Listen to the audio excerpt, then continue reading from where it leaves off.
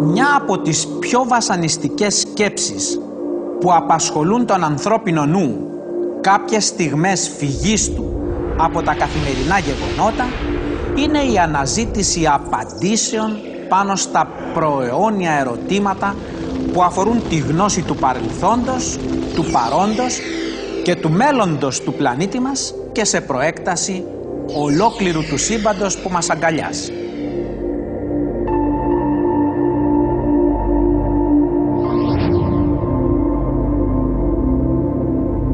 Από πού ερχόμαστε, τι είμαστε και πού πάμε?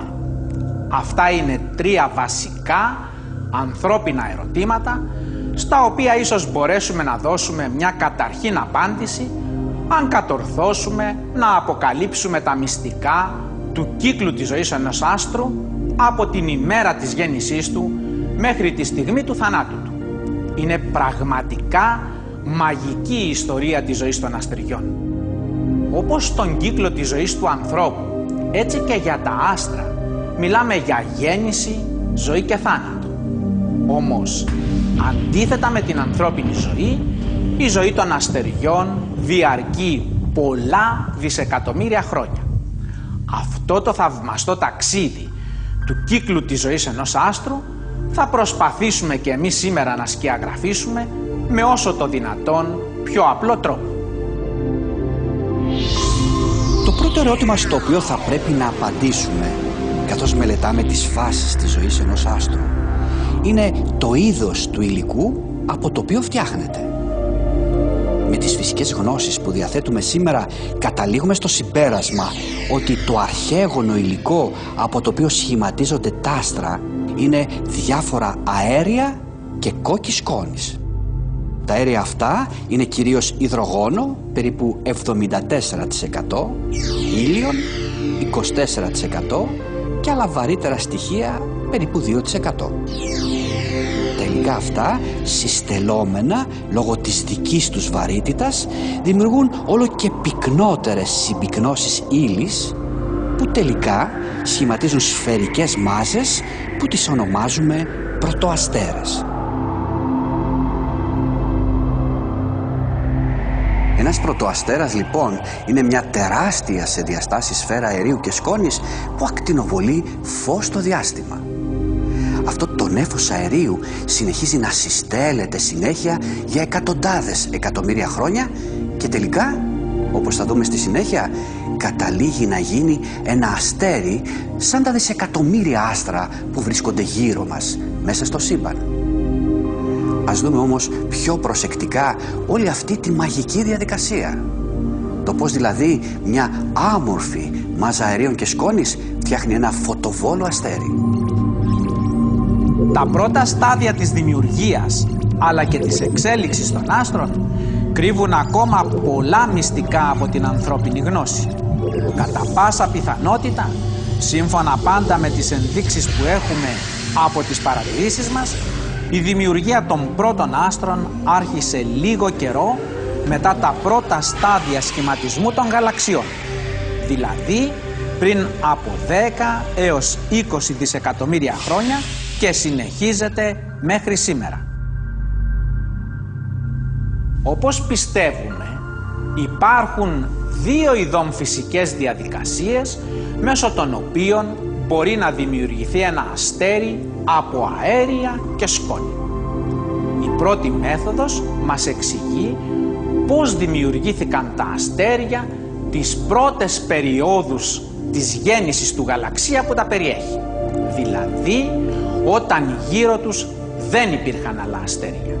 Η δεύτερη ερμηνεύει τη δημιουργία των άστρων σε μεταγενέστερες εποχές, όταν μέσα στον γαλαξία που βρίσκεται το άστρο είχαν ήδη δημιουργηθεί και άλλα αστέρια. Αυτή η δεύτερη μέθοδος είναι πολύ ενδιαφέρουσα, αφού εξηγεί το πώς δημιουργούνται αστέρια μέχρι και σήμερα. Ας δούμε λοιπόν αυτές τις δύο μεθόδους αναλυτικά. Στις πρώτες περιόδους της ζωής του, ένας γαλαξίας δεν ήταν τίποτε άλλο από ένα σύννεφο από υλικά όμοια με το υλικό που φτιάχνεται ένα αστέρι, αέρια δηλαδή και σκόνη. Η μόνη διαφορά ήταν ότι οι διαστάσεις και οι ποσότητες αυτών των υλικών ήταν τεράστιες. Το υλικό αυτό από το οποίο φτιάχτηκε ένας γαλαξίας το ονομάζουμε πρωτογαλαξία. Το υλικό των πρωτογαλαξιών δεν είχε παντού την ίδια πυκνότητα, αλλά σε πάμπολες περιοχές του, σε εντελώς τυχαίες θέσεις, υπήρχαν μεγάλα ή μικρότερα πυκνώματα. Τα πυκνώματα αυτά που τα ονομάζουμε πρωτοαστέρες είναι τα σπέρματα από τα οποία σε πολλές περιπτώσεις θα δημιουργηθούν τα νέα αστέρια. Την εποχή κατά την οποία μέσα σε έναν γαλαξία αρχίζουν να δημιουργούνται πρωτοαστέρες την ονομάζουμε αστρική εποχή του σύμπαντος.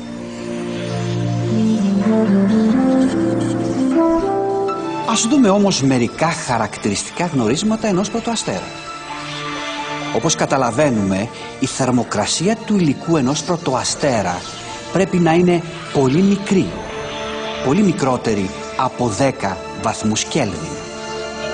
Αν η θερμοκρασία ήταν υψηλή, όπως όλοι ξέρουμε, το αέριο των πρωτοαστέρων θα διαστελόταν και θα διασπυρώταν μέσα στο γαλαξία.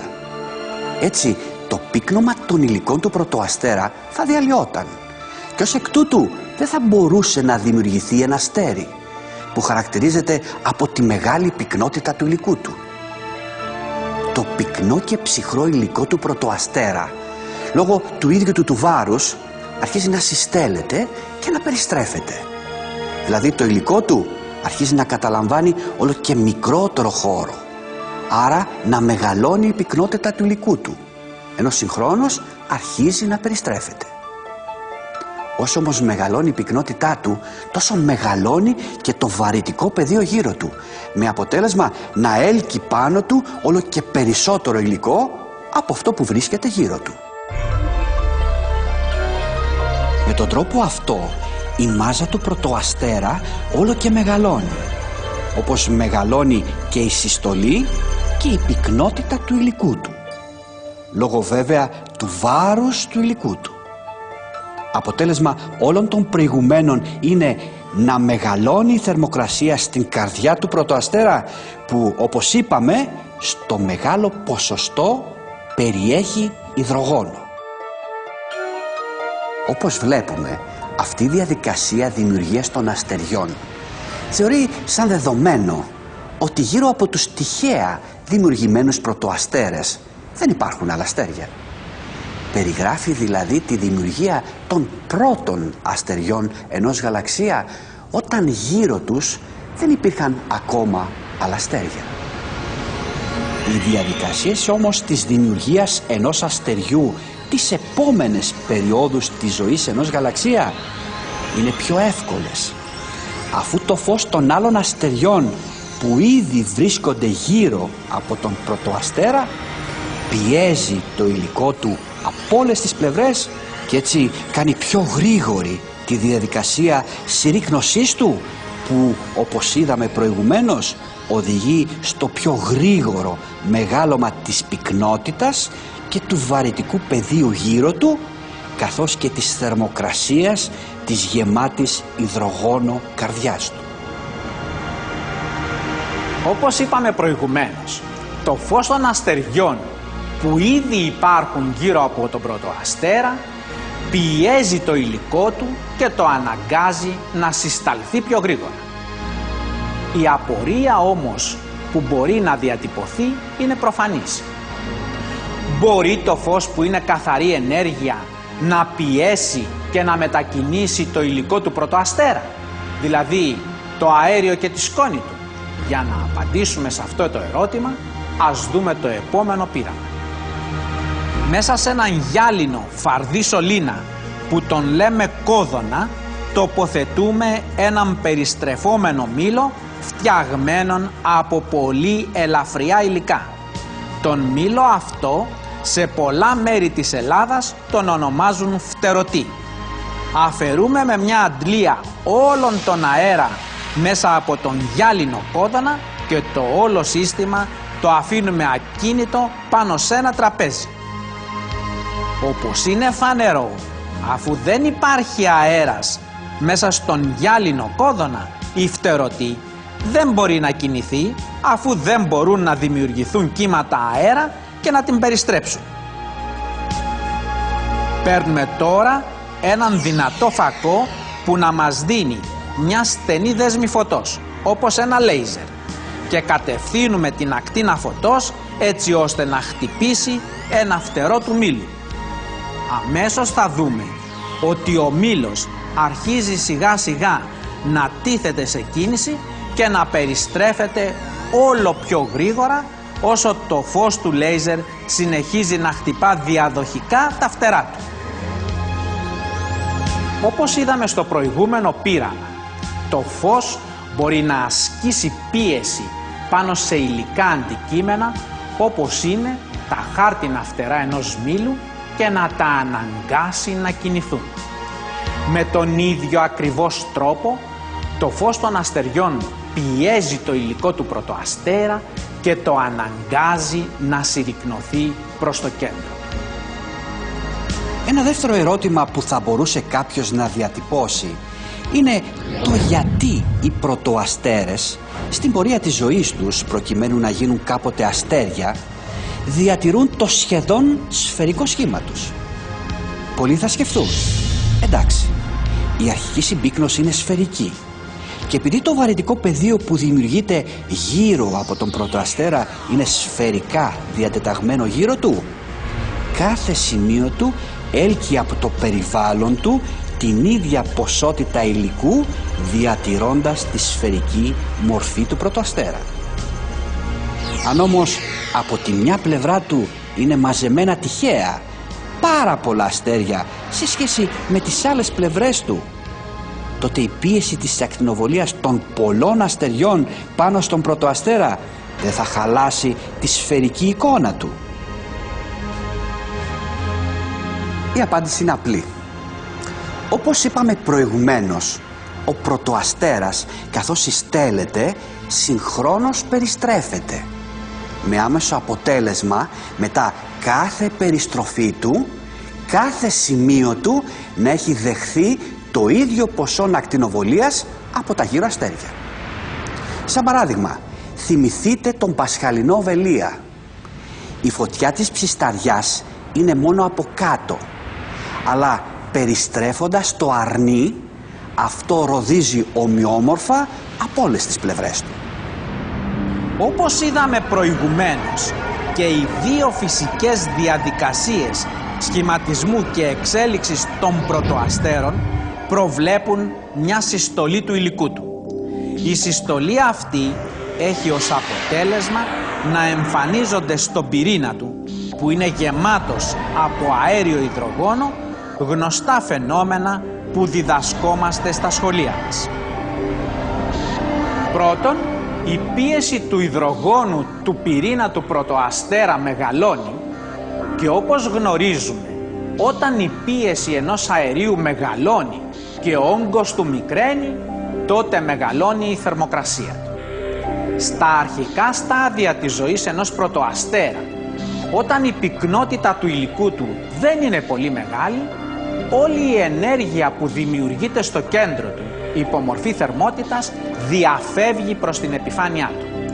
Τις περιόδους αυτές, ο πρωτοαστέρας μοιάζει με μια τεραστίων διαστάσεων ψυχρή, όπως ήδη εξηγήσαμε, αέρια σφαίρα που εκπέμπει ένα ασθενέστατο υπέρυθρο φως.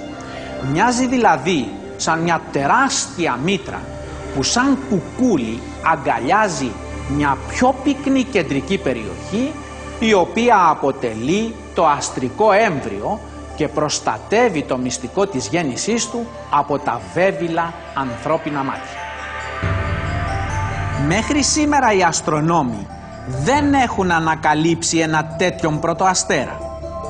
Πρωτοαστέρες μπορούν να θεωρηθούν τα σφαιρίδια και τα ιδιόμορφα μεσοαστρικά αντικείμενα Herbig-Haro, που ονομάστηκαν έτσι από τον Αμερικανό αστρονόμο Herbig και τον Μεξικανό αστρονόμο Haro που τα μελέτησαν.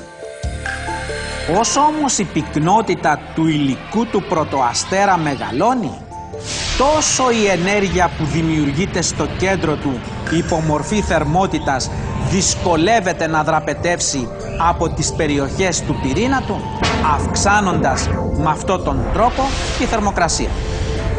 Με όσα ξέρουμε από το Λύκειο, όσο η θερμοκρασία του υδρογόνου που βρίσκεται στον πυρήνα του πρωτοαστέρα αυξάνεται, τόσο αυξάνεται η πίεση που το υδρογόνο του κέντρου του πρωτοαστέρα ασκεί στα εξωτερικά στρώματα, τα οποία εξακολουθούν να συμπιέζονται προς τα μέσα λόγω του βάρους τους.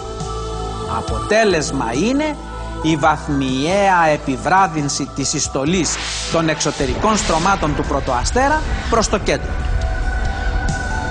Όπως είδαμε προηγουμένως, μέσα στα σπλάχνα ενός πρωτοαστέρα αντιπαλεύουν δύο αντίθετες δυνάμεις. Από τη μια το βάρος των εξωτερικών του στρωμάτων που πιέζει το υδρογόνο του πυρήνα προς τα μέσα, θέλοντας να το συμπιέσει. Από την άλλη πλευρά, η διαρκώς αυξανόμενη θερμοκρασία του υδρογόνου του πυρήνα του δημιουργεί μια διαρκώς αυξανόμενη πίεση προς τα έξω.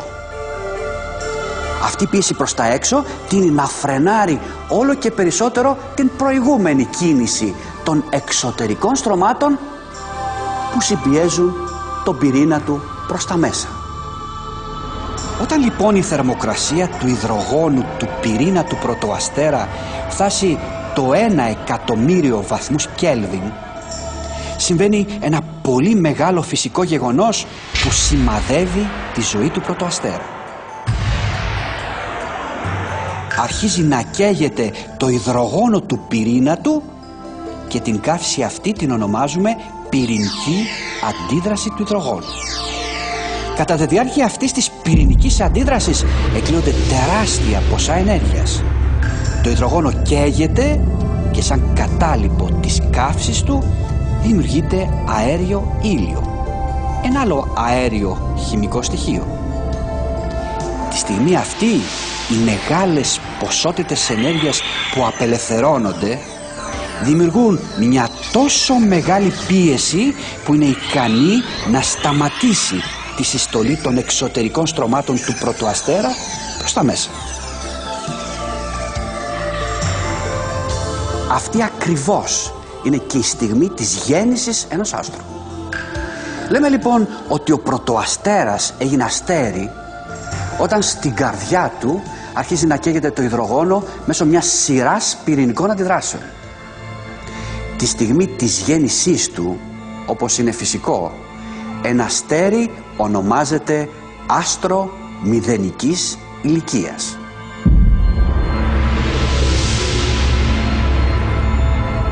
Η μαγική περίοδος της κύησης του εμβρίου ενός άστρου, δηλαδή του πρωτοαστέρα, διαρκεί από 10.000 έως 100 εκατομμύρια χρόνια και η διάρκεια της εξαρτάται από τη μάζα.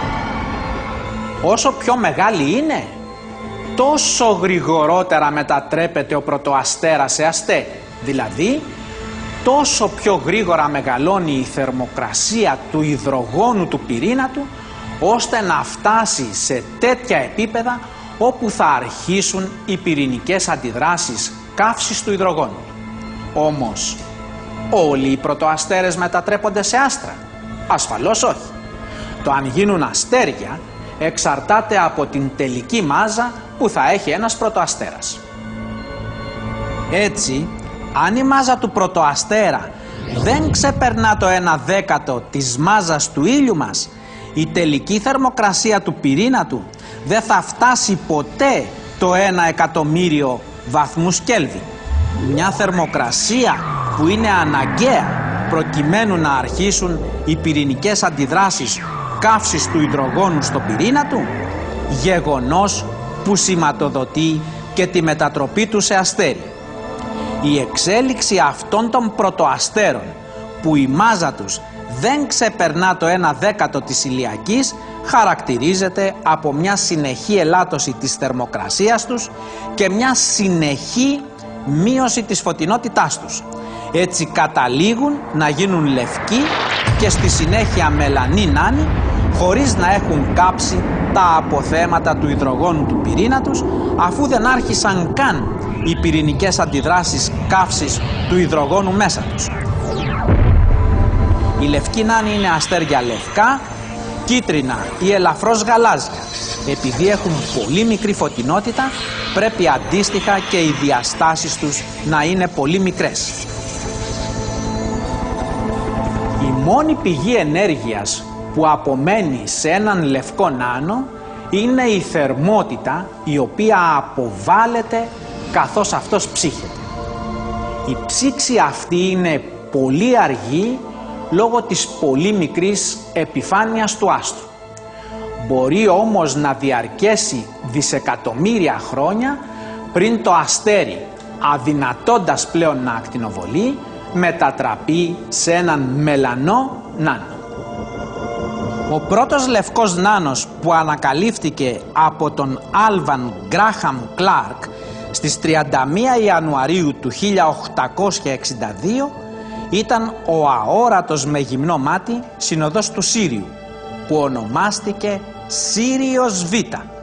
Όπως υπολογίστηκε, η διάμετρός του είναι τα 0,032 της αντίστοιχης ηλιακής και μόλις τα 0,85 της διαμέτρου της Γης, ενώ η μάζα του περίπου ίση με αυτήν του ήλιου μας. Αυτό σημαίνει ότι η μέση πυκνότητα της ύλης του είναι 257.000 φορές μεγαλύτερη της γήινης, και έτσι ποσότητα ύλης του Σύριου Β όγκου 1 κυβικού εκατοστού θα ζυγίζει στη Γη περίπου 1 τόνο. Αυτά λοιπόν συμβαίνουν στις γειτονιές ενός γαλαξία προκειμένου να σχηματιστεί ένα νέο αστέρι. Δημιουργείται από ένα πύκνωμα σκόνης και αερίων ενός γαλαξία και αρχικά, όσο διαρκεί η κύησή του, τρέφεται από το υλικό και την ενέργεια της τεράστιας μήτρας του γαλαξία μες στον οποίο δημιουργήθηκε. Η μάνα φύση θα του επιτρέψει να γεννηθεί και να ζήσει τότε και μόνον τότε, όταν κατακτήσει τη δυνατότητα να δημιουργήσει από μόνο του, μέσα στα σπλάχνα του, μια δική του πηγή ενέργειας που θα το συντηρεί την περίοδο της νιώτης του.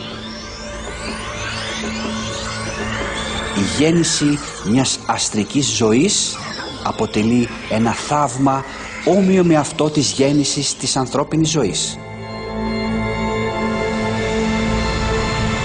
Από τη σάρκα και την ενέργεια ενός γαλαξία παίρνει ζωή ένα αστέρι. Από το κορμί των αστεριών γεννιούνται οι πλανήτες και από το υλικό τους φτιάχνεται ο άνθρωπος. Άνθρωπος και αστέρια φτιαγμένα από το ίδιο υλικό. Αστρόσκονη και συμπαντική ενέργεια. Και για σκεφτείτε, μπορεί από τη σκόνη των άστρων να φτιάχνεται ο άνθρωπος. Όμως και από την ανθρώπινη αστρόσκονη μπορούν στο μέλλον να γεννηθούν καινούρια αστέρια.